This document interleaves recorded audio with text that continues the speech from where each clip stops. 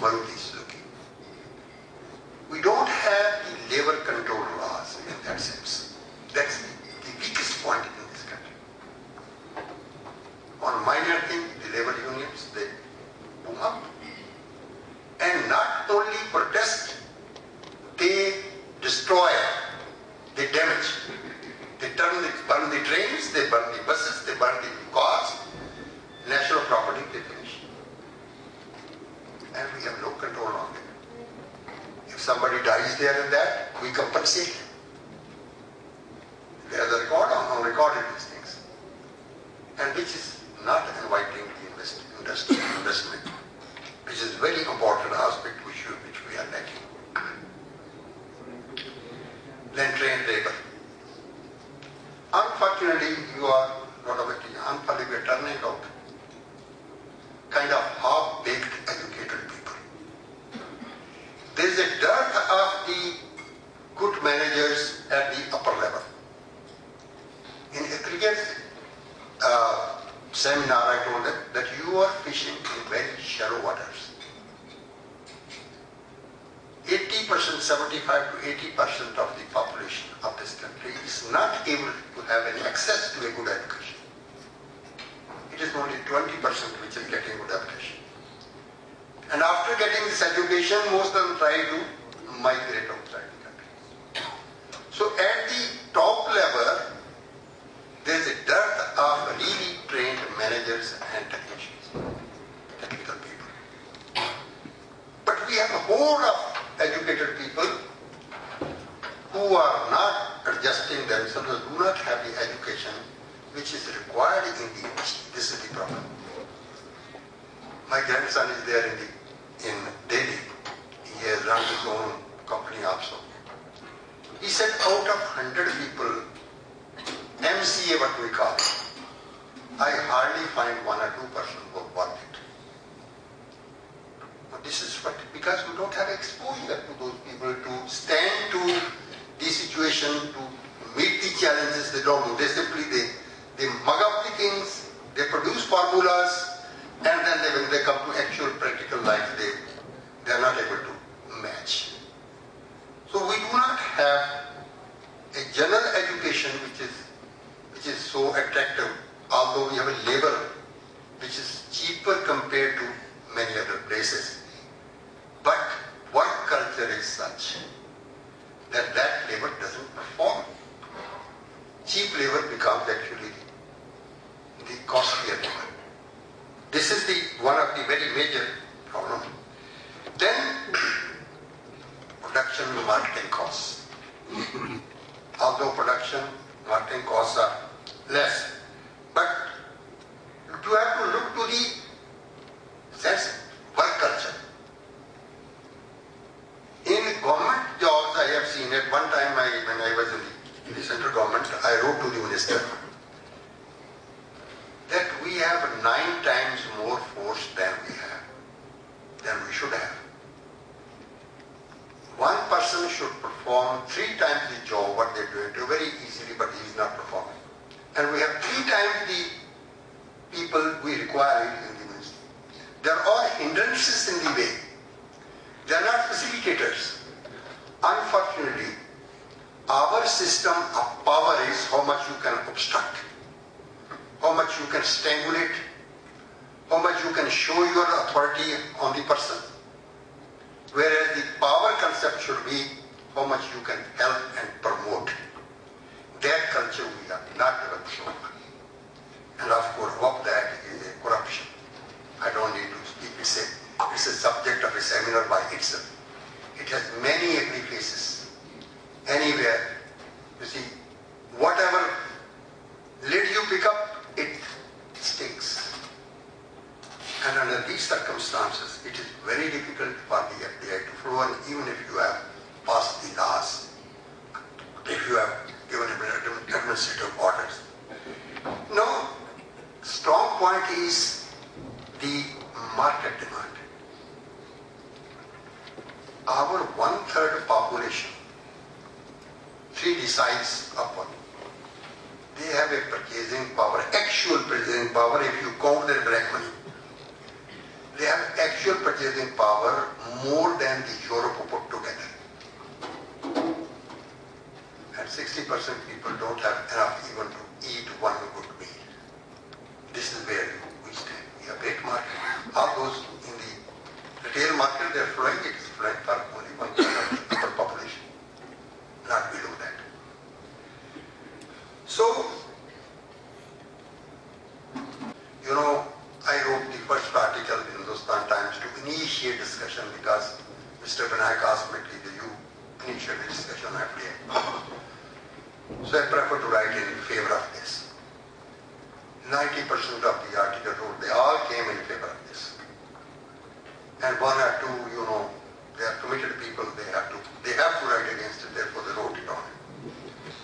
So, then with this administrative orders, you know what happened to rupee? Jumped in value. From 57 rupees a pound, it came down, dollar, it came down to 52 rupees. 5 rupees strength with the announcement only. You know the advantage of that? You are empowered with big lines. Very tremendously. And we are deficit on trade. Balance of trade is our deficit. So it corrects your balance. In that sense, simply by rupee improving its value. Although it hurts somebody like me, whose pension comes in dollars. But at the same time, look to the nation. Exporters will suffer a bit, but importers will gain. And particularly when you are 80% petroleum, your crude is being imported, that's a huge call on the nation's exchequer. So look to the nation as a whole. That is the advantage which comes up. But have you seen with the opposition coming up, all hue and cry, the rupee has again weakened. Because the policy stability is not there.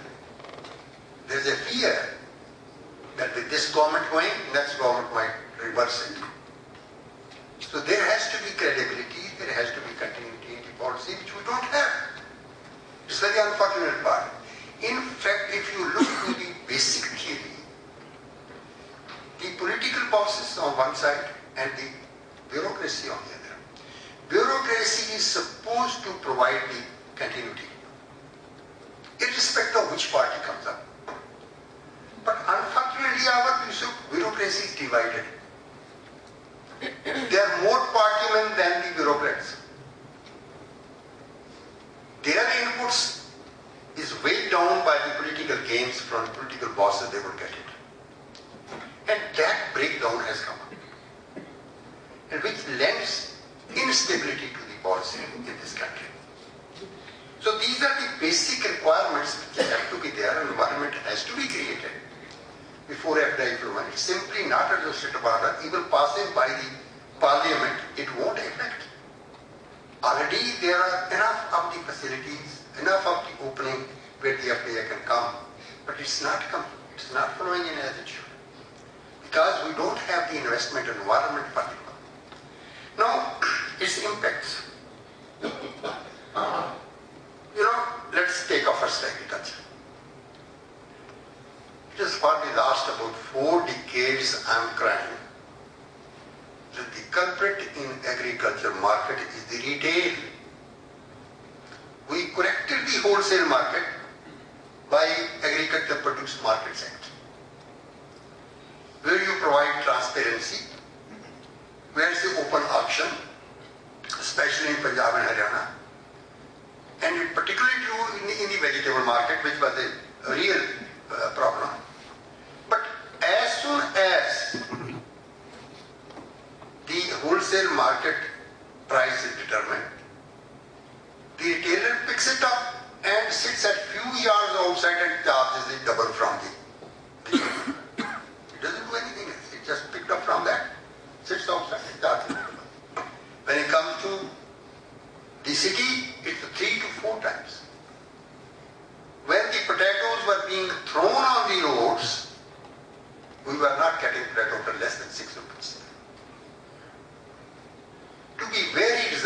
favor of farmers. Farmer never gets more than 25 to 30% of the price the consumer pays. Why does this 70% go? When we were studying in economic classes, when we were teaching in economic classes, we used to call it black box. That consumer puts a rupee from one side, on the other side it becomes 20 paisas. Where does this money? What happens in the black box? What we call as an unorganized market of retailers, vendors, it is highly organized. It's highly organized, informally organized. I know of a case at one place, one has opened a shop, fruits and vegetables, and he dictates the ready wala that if you sell less than 80 rupees a kilo apple, I'll get your lady out of this place. This is the mafia. This is coming up. No, actually I supported the coming in of these corporates into the sector at that time. And they are in now. Although I'm not satisfied with them as they are operating. You go to this Easy Day, you go to the Reliance, you find the vegetable fruits as bad, rather worse than what they are on the rates. They have not performed, but it's principally what they should do. Why ready wala charges more? Why this vendor charges more? Because he handles a small volume and he gains on margin. Higher margin, small volume. We were expecting that these corporates, when they open these shops, they will operate on a lower margin, higher volume, which they have not done. And if they operate on a larger margin, larger volume and lower margin, they can easily reduce this margin, pay back 20% to the farmer, reduce the price to the consumer by 20%, and charge 30% from that. Easily it can be done. But they have not come up to that level. They are no more than ready walas, they are no more than ordinary shops. They are coming up. It hurts you when you go see the rotten vegetable right lying there. They say, ye bhi koi le jayega. This is not for what we wanted these corporate bodies to come in. But if the FDI is a hope, I don't say it will happen. What happens, God knows. It's a hope that they will bring in certain standards, they will bring in certain management, they will bring in some quality parameters. No, you go to the West, you see the shops, no vegetables lying outside. They are in the deep freezers. Cold. You don't know how long that has been kept there. Some of the vegetables are 6 months old and it look like fresh. I have gone to the farms, you know what they do? When for example, I saw this lettuce coming up, others. First in the van they bring in, they blow so hard the wind in, so blow it, that total dust is removed. Alongside the flavor also is removed. Then the processing comes. They clean, do everything. Actually it doesn't remain original, it doesn't remain that vegetable at all. Dr. Mausen, my friend, told me a story that he asked an old lady, that what do you like the best in USA? She said, you know, beautiful vegetables and fruits, nice. Look very nice, very nicely packed, neat and clean. He said, what do you like the worst? Yet they don't have any flavor or taste. So that is what they do. And you know, when the farmers sell their produce direct, their price is higher than those stores. That they are fresh. They claim it to be fresh. And ours is the reverse. Again, in my first report on diversification, I suggested farmers markets.